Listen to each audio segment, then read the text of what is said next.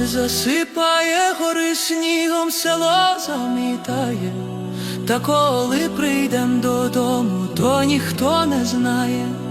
Тече річка невеличка, вода протікає, так і наше життя земне швидко пролітає. Ми живемо на чужині, що вже нам діяти, та лиш серце й душа лине в милі Карпати. Так казали старі люди в давнину далеку, будем ждати своїх рідних, як весна лелеку.